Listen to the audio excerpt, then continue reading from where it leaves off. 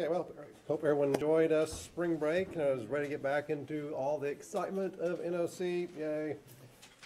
So, yeah, we are on the downhill slide, really. We've got, what, 6 weeks to go, really. So, it does go pretty fast here now that the weather's starting to get better and everything. So, as far as news and excitement goes, fall enrollment, I think, kicks off here pretty quick. Today, maybe, actually. So if you're looking at fall semester, then go with your advisor and kind of make plans that direction. Still enrolling for the summer as well. So if you haven't done that and you're interested in summer classes, then those are still available. The ones that fill up quickly are the online ones, especially in the summer. So don't wait too long on that because there's only so many of those sections available. And I can't think of anything else here that's going on that let you know about. Exams, we'll go through those here toward the end of class from prior to spring break. But I know that since we've had spring break, everyone's forgotten everything we ever talked about with respect to monopoly. And so let's kind of do a quick run through on the terminology and stuff we talked about a long time ago. And to clear this off again, we're looking at models of how firms make decisions. So how does a firm decide what to produce and what price to charge? And so the first model we looked at was perfect competition, which only applied to a very narrow subset of markets like farmers. And it had all those assumptions of small companies, no power, price takers, homogeneous product, blah, blah, blah. And so basically the conclusion of that was those firms don't tend to make a lot of money because they can't keep rivals out, and they all make the same product. So it's very difficult for them to make a lot of money in the long run. The next model we started looking at was the opposite. Instead of having lots of small firms, you have one firm. And so again, it doesn't mean it's a huge firm, it just means there's one firm in that market, wherever it might be. So you have one seller, and so they set the price. You have a unique product, so not homogeneous, but unique. And then they have barriers to keep other firms out. Well, how do you then get to become a monopoly? Well, we went through the various ways you can do it. Natural monopolies, that's like power companies, electric, ONG, Sunlink, things like that. Companies that have huge fixed costs, and therefore it makes sense to have one giant plant that cranks out billions of units rather than lots of little tiny plants because the fixed costs are so high. And so we drew, let's see, this diagram here, just to kind of show what it might look like. So this would be an example of a natural monopoly. You've got long-run average total costs continually falling as output goes up. And this, again, is due because of fixed costs. And so it makes sense to have the one power plant cranking out 1,000,000 kilowatts for a nickel a watt, rather than have 4 small plants producing 250,000, but it's going to cost 20 cents a watt. So that's why you tend to have these natural monopolies. Other ways you can get a monopoly would be, again, like the cable companies. That's legal monopoly. So the government says you're a monopoly. So you have the right to do cable in Enid. You have the only trash service in Enid. So those are ways the government grants you a monopoly. Or you can be owned by the government. So the post office, police, fire, stuff like that. Or you can somehow manage to have control of some strategic resource. So you own the only mine that produces X. You've got control over shipping or whatever. So something gives you control over that industry. And then finally, the most common one are patents. So the patent office has millions of patents. And so if you've got a patent on a new drug, you've got a monopoly. If you've got a patent on a new chemical process, you've got a monopoly. Software, you got a monopoly. So there's tons and tons of these out there. So all these are ways you might get a monopoly. Okay, well, how then do you set price? Well, the difference is that instead of having the 2 graphs we had with PC, the industry graph and the firm graph, now you have just the industry, because there is no firm in industry. There's only the firm. The firm is the industry. So there's only one graph. And so the firm now faces the industry demand. So Farmer Joe here in Enid doesn't face the wheat industry demand. But if you're a monopoly with the cancer drug, yeah, you face the industry demand for that. So you've got a monopoly. And so you wind up with the curve that looks a little bit differently than what we talked about before. So it's a price giver, not a price taker. So the law of demand states that as more is bought, you have to lower the price. So monopoly faces the downward sloping market demand curve. And so we did this numerical example, which is in your notes. They're showing that in order to increase quantity, they've got to lower the price. Price is always greater than marginal revenue. Contrast this back with perfect competition, where this was all the same number, 55555, this was 5555, 555, all the same. Now they're different. But price, always greater than marginal revenue. 9 greater than 6, 8 greater than 4, 7 greater than 2, and so on. So you wind up with a graph that looks like this. So totally different looking than perfect competition. You've got that industry demand curve. You've got the marginal demand curve, which again is just plotting, these numbers here. Same point you look for, marginal cost equals marginal revenue right here. Follow that down to get our quantity, follow that up to get your price. So this is how a monopolist sets price and quantity.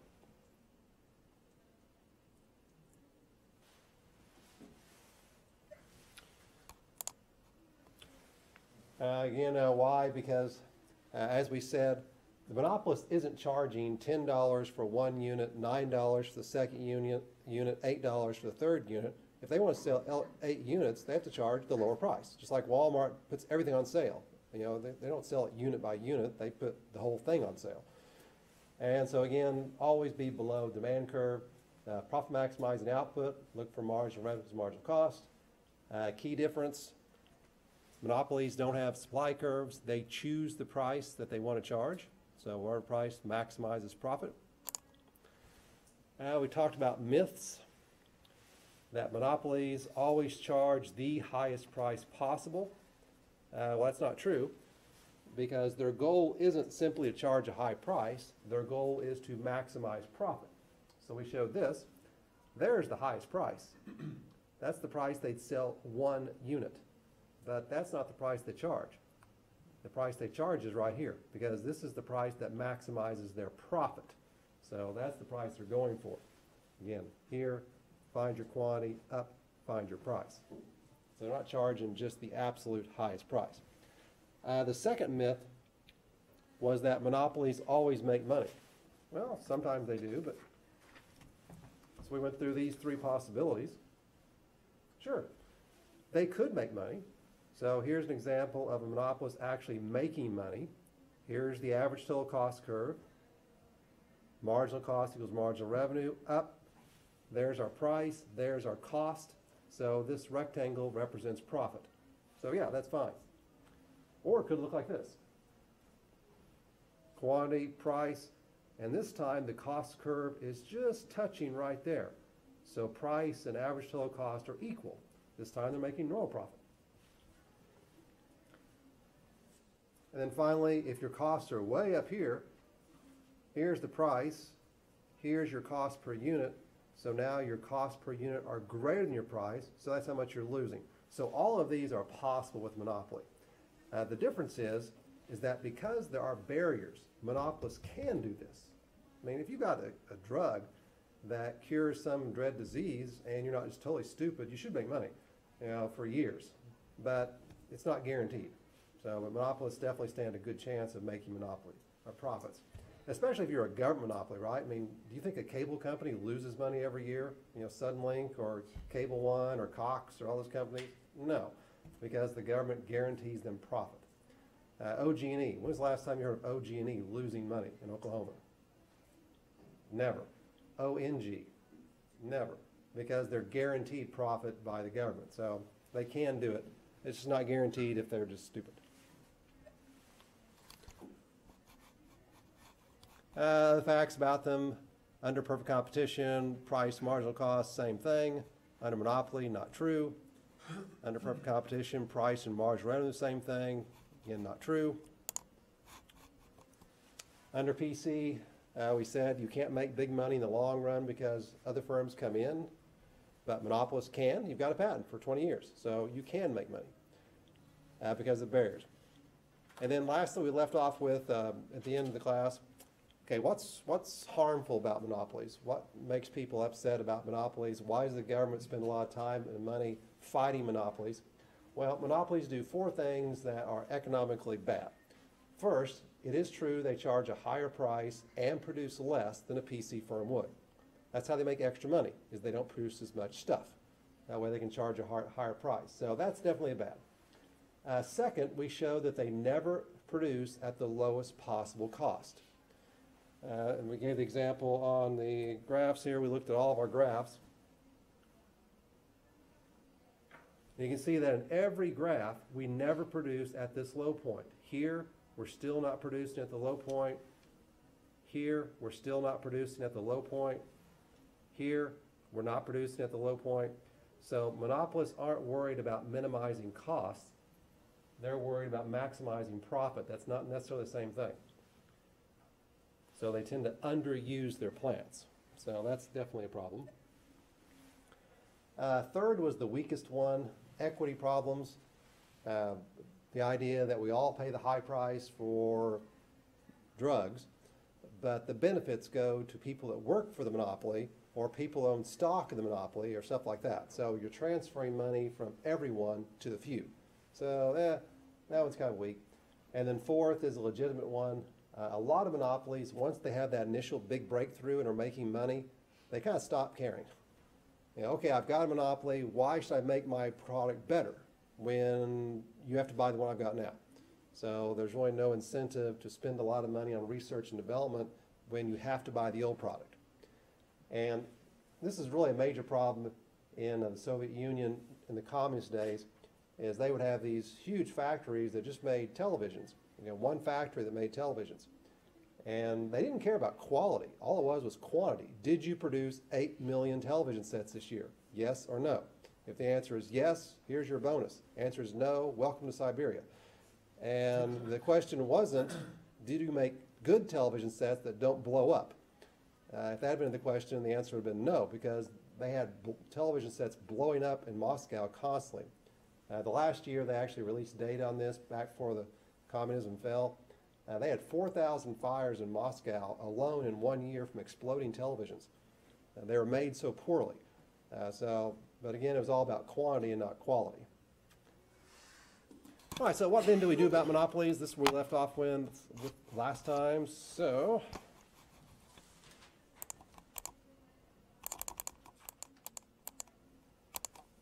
okay. So what then do we do with the great evil that is the Garber pizza monopoly? Well, here's what we're going to do about the great evil that is the Garber pizza monopoly. Nothing. Who cares? So that is the #1 most popular thing to do about monopolies, is nothing, because as we said, most monopolies aren't like AT&T or Microsoft or Facebook or Google. They're not multi-billion-dollar companies. They're the one Quick Trip in Billings. You know, that's a monopoly. They are the one gas company that services Garber. Okay, fine. So that's your average monopoly. So most often the government simply ignores them. And after all, as we said, patents is in the U.S. Constitution. So the government can't come out and say monopolies are illegal. No, it's in the Constitution. So that's the #1 thing, is don't worry about it. They're not really that big of a deal.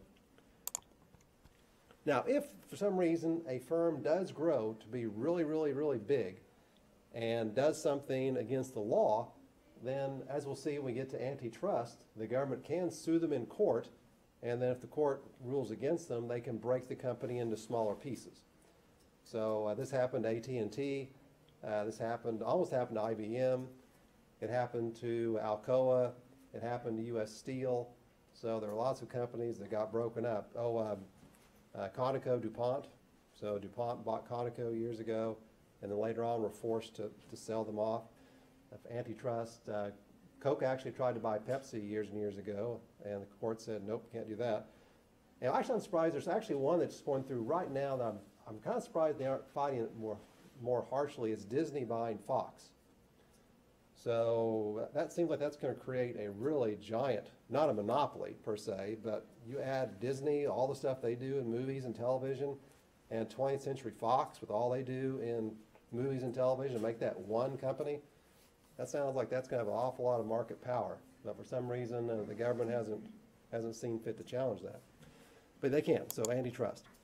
Third, you hear this every once in a while about a special tax. So those monopoly profits we've showed on the graph, just tax it away. So you would go in and for every company, you would devise a tax to take away this money. So that way everybody's making this, just normal profit. So you would put in there and say your tax is this amount, and that way it would take away all their profit.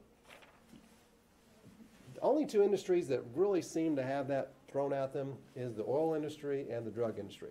So those are the ones that tend to attract the most attention on that. In the oil industry, they actually call it the windfall profits tax. So they put them on the oil industry back in the 1970s. I'm not sure if it's still active or not. The catch about that is, do you honestly think the government goes through and calculates this tax for every company? No. What are they going to do? One size fits all. We're going to tax every one of these companies 38%. That's the way the government works. And so, yeah, for a company X, maybe that's right, perfect amount. But for company B, you're now driving them into losing money. For company A, they're still making big money. So when you pick a number like 38%, all you're doing is making life easy for the auditors, but you're not really fixing the problem. But that's what the government does. So this is hard to do fairly, because you really have to calculate it for each company. 4, this is what we do with ONG and OG&E and cable companies and stuff like that. You regulate them. So we have, in Oklahoma, we have the Oklahoma Corporation Commission. So every time OG&E or ONG wants to change the rates, they have to go through a public hearing process, and you have the chance, if you want, to go down there and lobby and say, hey, this is a bad idea, they don't need the money, you know, blah, blah, blah. So all kinds of regulatory boards and groups, railroads, trucking, pipelines. I mean, there are tons of these out there. And then you'll actually hear some talk about this too. Maybe we should privatize the government monopolies. Like here in Enid, do we really need the government running the trash pickup? You know, could we subcontract that out to a private company? Because there are companies that do that. Maybe so. Or maybe healthcare. You know, do you want the government running the healthcare? Should that be a private, private system? The post office. You know, maybe FedEx and UPS could actually deliver first-class mail cheaper than the post office does. I don't know. You know, so that'd be something you can look at. So those are just the opposite cases. But far and away, the first one here is most popular. Don't worry about it. Most of them are not really a problem. And what really tends to happen is you may have a monopoly now, but over time, people invent around your patents, or new technology comes out. You might be a monopoly maker of typewriters. Well, how does that work out? You know, eventually word processors were invented, and when's the last time you saw a typewriter? Yeah. I think they're more often used now as boat anchors. Actually, we have one in our office. Believe it or not, every once in a while we get a form from the government that requires you to type it. So yeah, we still have a few of those around. Actually, I got one in the mail today. It said, please type or write on this form. Like, really? So. Now, monopolies can do other things that irritate people. Other companies can do this type of thing too, this one, but monopolies can do it the best. They can practice what's called price discrimination better than anyone else, if they choose to.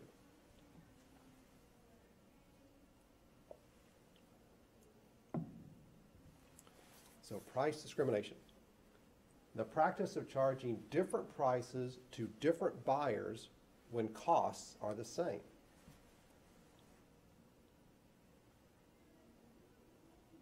So charging customer A $35,000 and customer B $32,000 for the exact same product. Sounds like it should be illegal, charging people different prices for the same good. However, it is not. And we'll get to the laws when we get to antitrust, but it is not necessarily illegal. And there are basically three ways of going about this. So three price discrimination types. The first one is the hardest to do. So monopolies are about the only ones. Well, other companies can do this too, but they're the ones that can do this the best.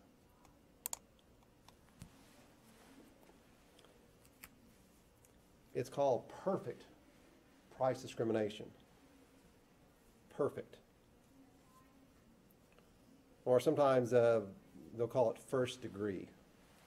So sometimes you'll see it called first degree. That's when you actually do sell each unit at the highest price somebody will pay for it.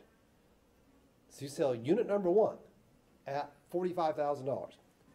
You sell the second unit at $43,000, and the third unit, $41,000. I mean, you actually can tap that demand curve down each little peg and sell each unit for a different price.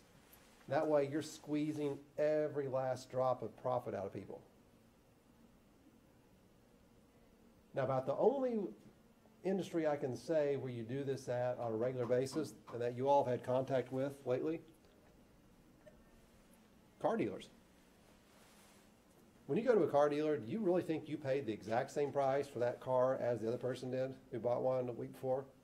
No, it may be the same car. It may be a blue Chevy, Malibu with the LT package, and you pay $28,000 and $50 for it.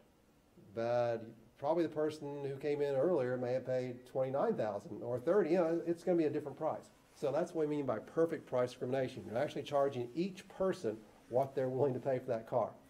And obviously that works on more expensive products. You wouldn't do it on things that cost a nickel. But when it's a big expensive product like a car, then it's worth time to sit there and argue with you, negotiate and all that stuff. If you ever bought a car, you know how long it takes if you're really serious about it. And so yeah, it's not worth your time on cheap stuff, but it's worth your time on the expensive stuff. So cars are a good example of perfect price discrimination. Another way you might do it nowadays is with online auctions like eBay, because you can put stuff on there at reserve prices. You'll sell I'll throw my first unit out there and see if someone will buy it for 100, and someone will buy that. They'll put another one out for 95, and try and gradually lower the price until I get rid of all of them that I have. So if you have the time to do that, you can do it. I have no idea. But again, very hard to do. So that takes a lot of time. B. This is second degree price discrimination. So the firm charges a certain price for each quantity. So we've talked about this before, volume discounts. Buy 1 to 5, pay $50, buy 6 to 10, pay $45 a piece, blah, blah, blah. So here you're basing the price on quantity. So second degree is based on quantity. So that's very common. Group price for events, buy 10 tickets, get them cheaper, that kind of stuff. Actually, car dealers do that too, fleet buying. So if you buy 10 trucks from a dealer for your business, you'll get a much lower price per vehicle than you do buying one. And then third, this also takes a little bit of time. The firm charges a different price in different markets or different market segments.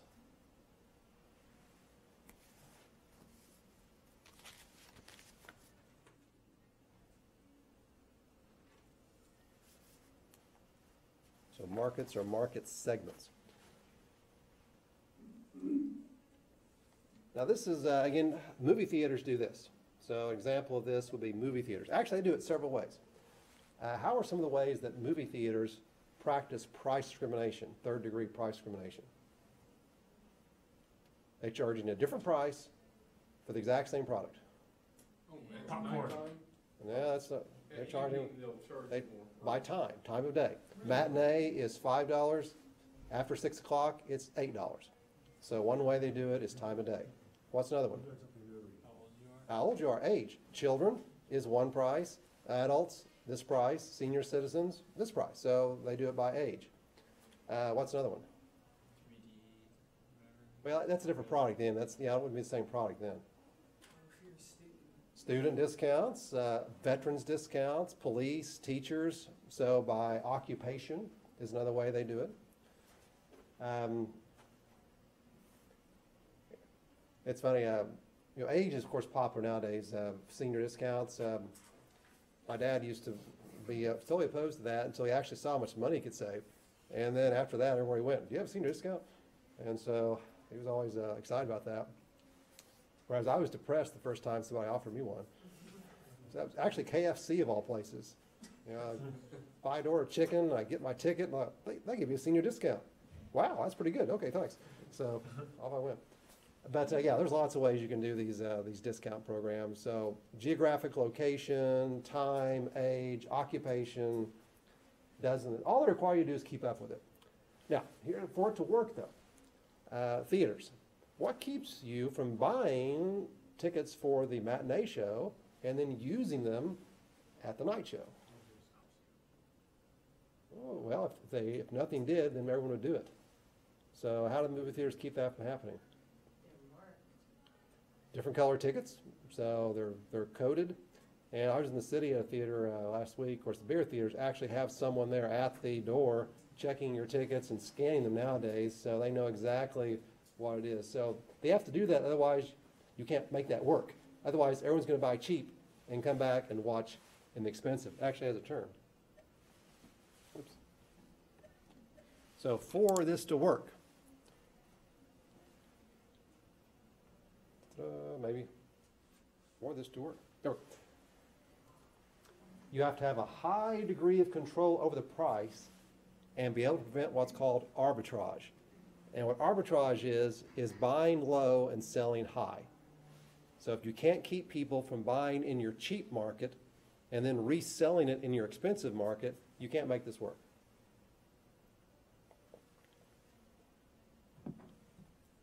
So movie theaters do it by color coding tickets, by stamping with times, by having checking IDs. You know, are you really a student? Let's see a student ID. You know, that kind of stuff.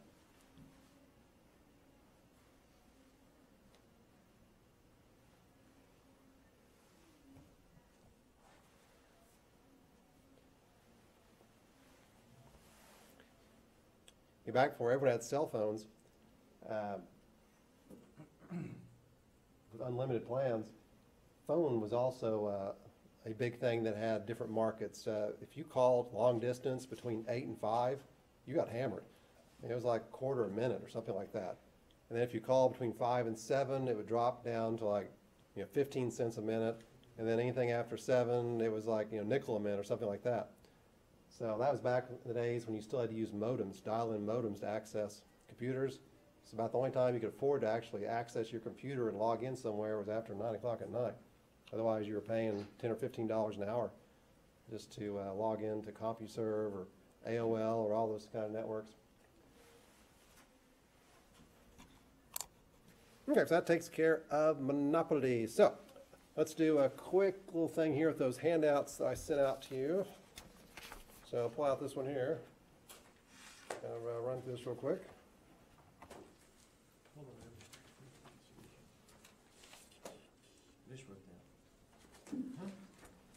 Have a quick review.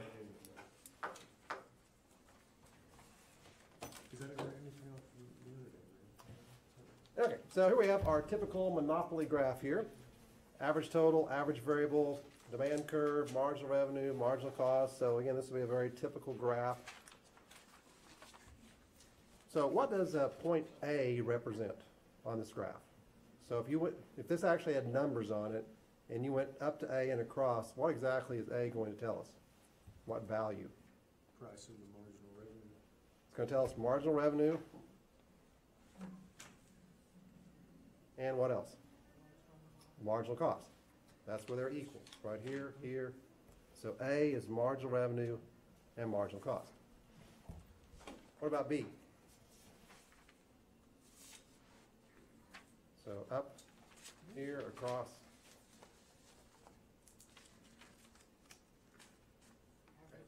average variable cost. So that's what curve it's touching. So that's how much average variable cost is. Okay, C, that's the price, because we find our profit maximizing point, drop down for the quantity, up to the demand curve and across. That gives us our price. And in this case, what else is that equal to? ATC? Average total cost. They're both the same point. It's touching right there.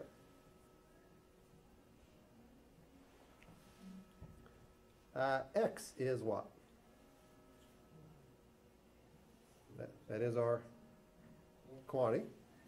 That's how much they're going to produce. And then what type of profit is this monopoly earning? So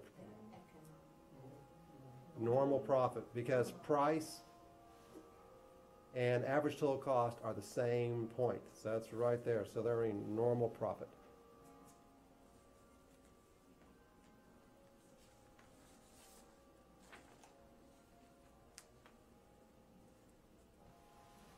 Price equals average total cost. And don't forget, if I wanted to draw this firm making an economic profit, I would simply drop this curve down a little bit. So something like this. And now they're making profit. If I want to show them losing money, I draw it up higher.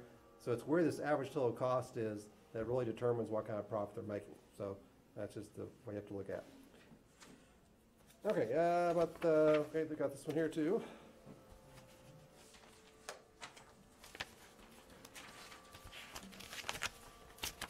Find sheet here and then too many handouts here.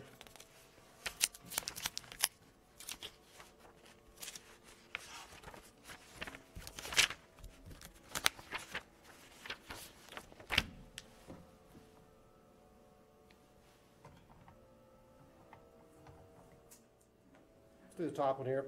So again, same kind of graph. Marginal cost, average total cost, demand, marginal revenue. So the profit maximizing firm will produce and sell how many units? 60. Because here's our marginal cost, here's marginal revenue. They cross right there. So straight down, 60 units. Demand curve shows that if the firm wishes to sell the number of units you indicated in part A, it would charge a price of what? So it wants to sell 60. So up, across, so 675 would be the profit maximizing price. Okay, the firm's average total cost equals blank at the output we chose.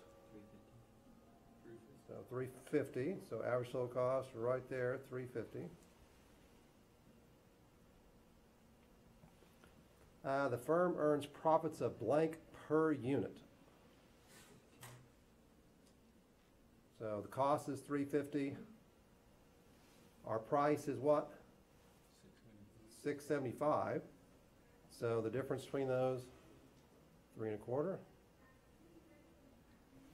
So again, we're just looking at the difference between here and here. That's our profit per unit, multiplied by 60 units.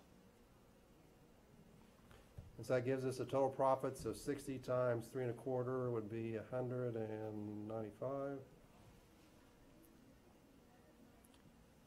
If we produced 100 units, so let's see why that'd be a bad idea. So 100 units is out here.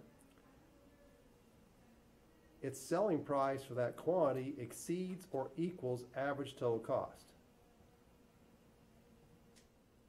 So we're talking about right here. Here's average total cost. So the numbers would actually be equal. So right here, price, average total cost would all be the same number. The firm would or would not earn a profit. So what kind of profit would they earn if they produced out here? Right at that point. Normal. So they would earn a profit. Be a normal profit. Price equals average total cost. So by producing at 60, they make $195 of bonus profit. In other words, economic profit. If they produce 100, they earn just normal profit. So they don't make the extra profit. So that's why they're going to produce here at 60. That's where their profit is the greatest. Okay.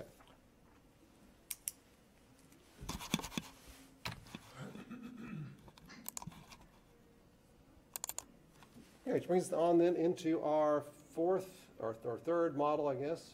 Third and fourth kind of run together fairly quickly. The first one sounds very similar to what we just did, monopolistic competition, and there's not going to be a lot new here. The graphs look the same, so it won't take too long to go through this.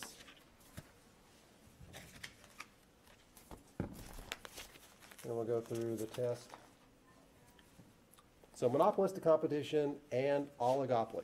Now, I've got the monopolistic competition pointing up toward Walmart, so that's an example of monopolistically competitive industry, retail. And then oligopoly, an example of that is the auto industry. So you can kind of get an idea. Retail, you've got small, medium, and large firms.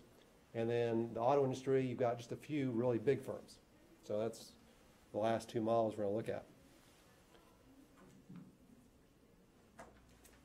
And just to save yourself a lot of writing, I usually abbreviate monopolistic competition as just mono-C, so mono with a capital C, and that way it saves a lot of writing. But you also don't want to confuse with monopoly. So always make sure you're careful with the mono-C versus mono.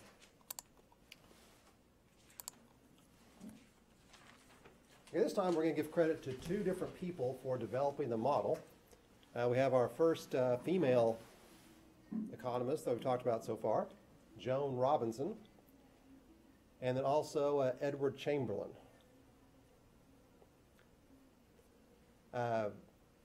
Dr. Robinson was a British economist at Cambridge or Oxford, and Edward Chamberlain was an American economist at Princeton. They never met, never spoke, never wrote, and yet they both published books in the same year where they outlined the foundations of this model. So that's why they both get kind of equal credit for it. Now, Edward Chamberlain later on got the Nobel Prize for his work in this and other areas. Joan Robinson never did. So probably part of that was because she was a woman, but also because she was a total hardcore communist and alienated everybody she talked with. And she lived until she was like 98, so she died really not that long ago. But she never really got all the credit she should have gotten for her earlier work. All right, characteristics of mono-C. As always, these are all Roman numeral the same, so you can go back and check through your notes and match up the different models and see how they're similar and how they're not.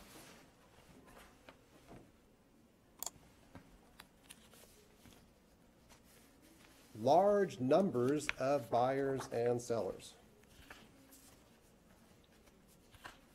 So large numbers of buyers and sellers. Now it sounds kind of vague. So obviously monopoly is one. That's pretty easy.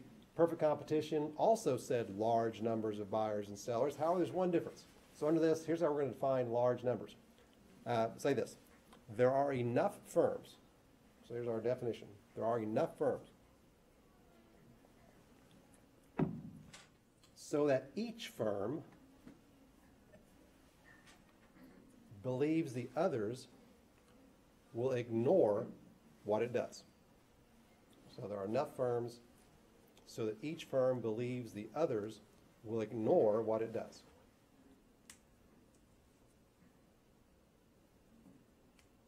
So you've got small, medium, large companies. So you've got a whole range of sizes. Not all large, not all small. So a whole assortment.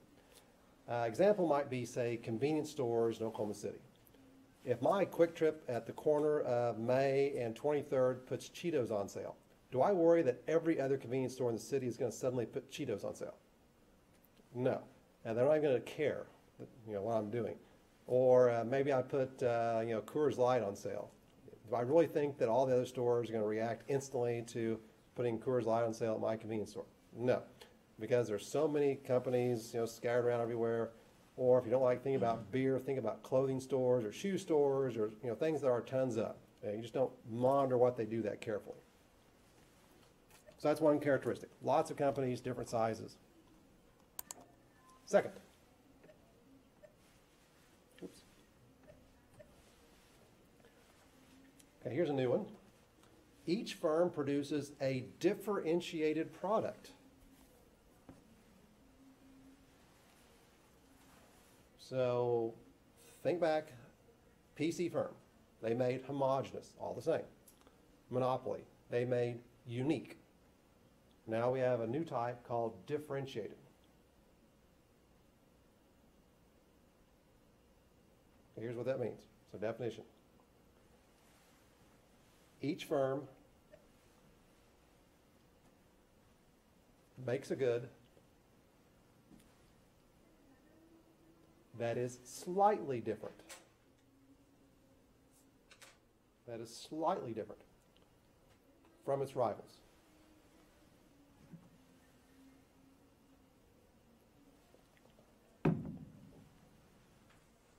The differences, so period, the differences may be real or imagined. What the buyer believes is what counts. So each firm makes a product that's slightly different from those of its rivals. The differences may be real or imagined. What the buyer believes is what counts.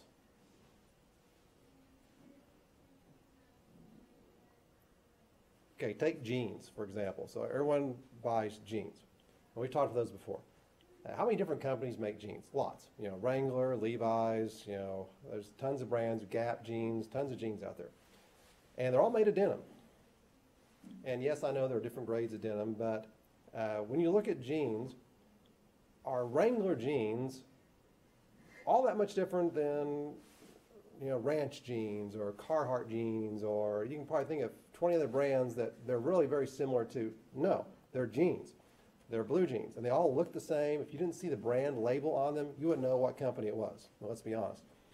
But what do they advertise constantly to convince you of? That we're different. Our jeans are more stylish.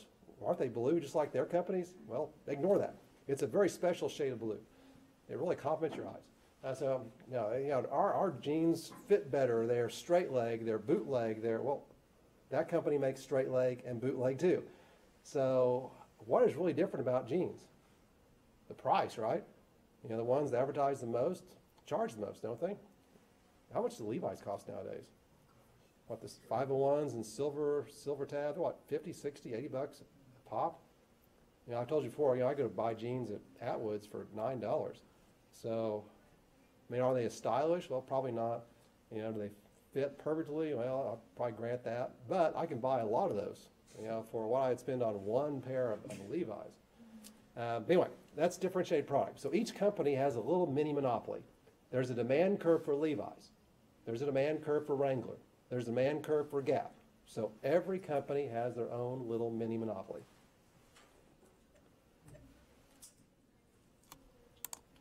Third, entry and exiting is easy. So how long does it take to open a new retail store? Find a space, put product in. You can new clothing store, new shoe store. Here in Enid, we've suddenly seen a big flux of convenience stores. We had this Casey's country store open. Now they're building a Jiffy Trip over there across from Walmart. Restaurants come and go pretty quick. Doesn't take that long. So again, easy to come in, easy to come out. The hard thing about getting into a mono-C industry is if you decide to open a new clothing store here in Enid, say again women's clothing, where did the customers come from? Well, but are you inventing new women out of thin air, or who's going to come buy clothes from your store? People buying clothing from the other stores. So how do you get customers from the other 15 women's clothing stores in Enid to come to your store? That's the hard thing, is overcoming brand loyalty. Or if you want a new soft drink, who's going to drink your new soft drink? Well, you got to convince people to like Coke. or Pepsi or Dr. Pepper to come to your drink or anything else like that. So that's the difficult thing about mono C is pulling in new customers. The only way you can get them is by taking them from someone else. And obviously they're going to fight tooth and nail to keep their customers. So again, large numbers of firms, different sizes.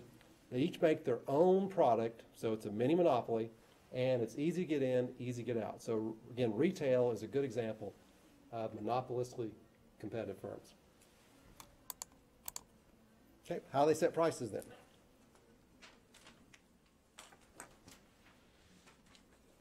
So 2, price and output determination. This is the part that is the pretty much 99.9% the same as monopoly, so won't take much time here. Same old profit maximizing rule. Look for where marginal revenue equals marginal cost. That's where you're going to make the most money or lose the least.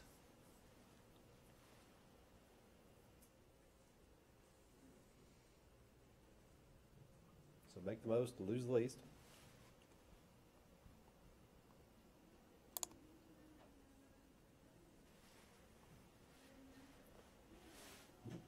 Two.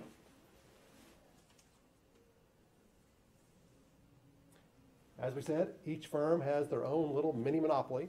Only Levi's can make Levi's. Only Wranglers can make Wranglers. Only Coke can make Coke. So there's a demand curve for Coke, a demand curve for Pepsi, demand curve for Diet Dr. Pepper, demand curve for Tab, demand curve, so all these products have their own demand curves.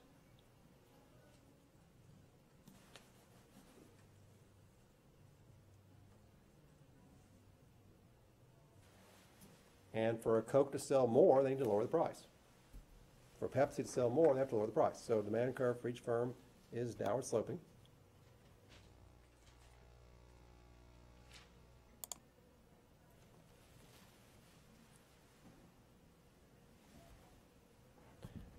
And the graph looks 99% the same as monopoly. So I'll show you the only difference between monopolistically competitive graphs and a monopoly graph. So here is the difference.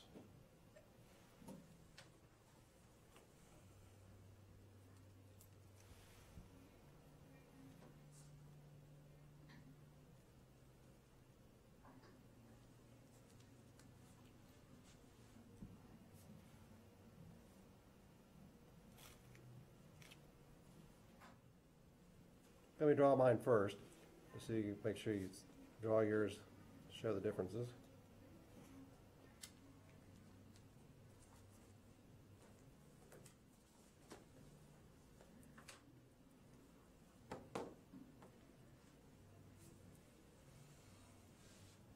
That's the only difference between a monopolist and a monopolistically competitive firm's graphs. And the difference you can see here is simply the slope or the steepness of the curves. Very steep here, less steep here. Which of these do you think is the monopolist and why? So this one, why? Oh, because the price is up there. Price is higher? They're pretty steep. And they're steep, which means what we call this, whenever a curve, a demand curve was very steep. We said that means it's price Elastic. Inelastic. inelastic, insensitive. And if you remember, we said one of the things that causes people to be insensitive to the price is lack of substitutes. You know, if you can't substitute for it, then you're not very sensitive to the price, which means the curve is inelastic. So that's the only difference. Here, you've got a more elastic. So remember, elastic has a shallower slope until it's horizontal, which is perfectly elastic. This is, again, like Levi's, because Levi's can't charge $500 a pair for jeans because there's 50 other companies that sell jeans. So their curves tend to be more elastic because buyers are more sensitive. That is the only difference. So this would be a mono C.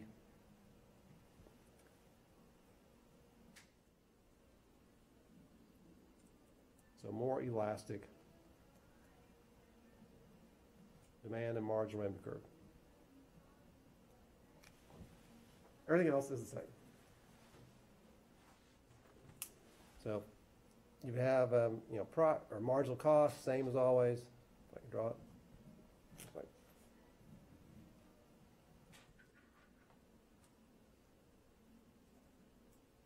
Average total cost, same as always. So, but that's the only difference. Just the slope of the curve.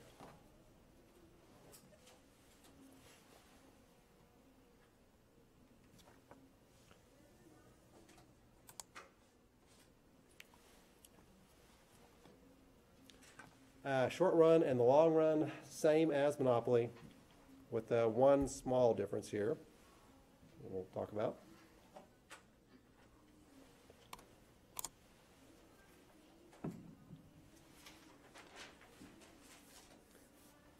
Just like the graph we just went through with monopoly, as long as the price is above average variable cost, you stay in business. So think way back, so like 3 weeks ago, we talked about all the cost curves and the fact that average variable cost is the shutdown point. So in the short run, if the price falls below average variable cost, you can't pay your workers and you can't pay your rent. So you're dead. So that was the shutdown point. So in the short run, same as other companies, as long as price is above average variable cost, we're okay in the short run. But you can't lose money forever. So the long run's a little different story.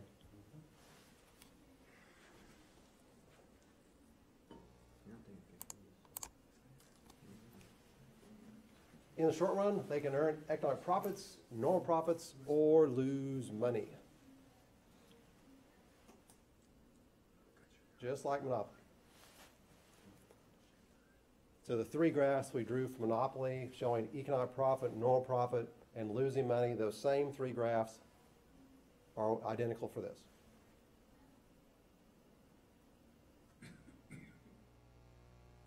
So short run monopoly, short run mono C are the same.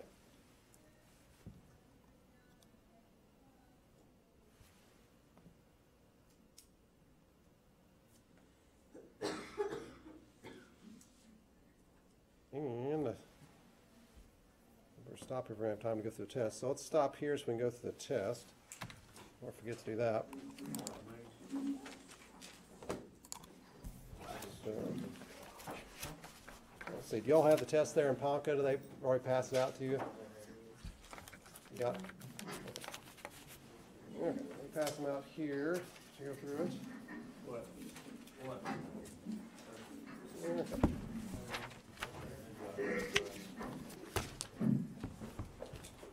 Okay, Trent.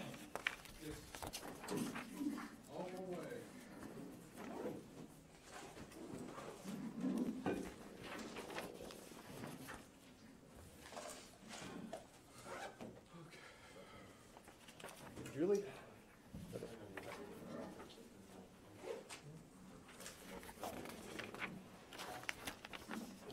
Michael? Dylan?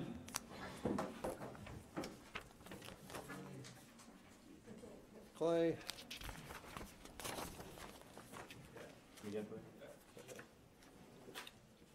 Aisha? Lawson?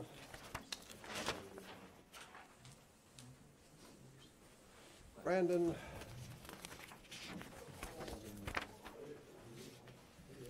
Coy? Emily?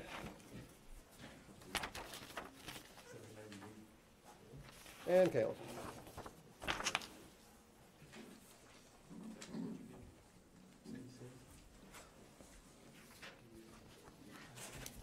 Probably to no one's great surprise, the second exam is probably the hardest one that people find, just because of all the cost curves and everything on that one, elasticity. So that's kind of the norm. But we had actually a pretty concentrated group.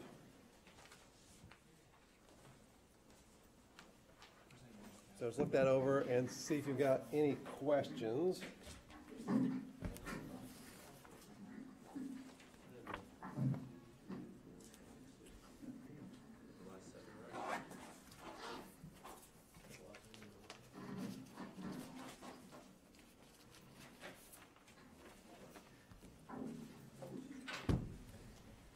Now, reminder about the rest of the class, so we have two more tests. So we have one more test, then the final exam, so two tests. The usual quizzes every week, so we're about halfway through the points, a little more than halfway through the points. So plenty of time for scores to change quite a bit over the next 6 weeks. So probably I would say we're 55% or 60% through the points. So there's another 40% points left to go. The final exam is worth 125 points instead of 100 points, so it is worth a little bit more. So look that over. If you don't have any questions, I just need the questions back. So I'll see you on Wednesday.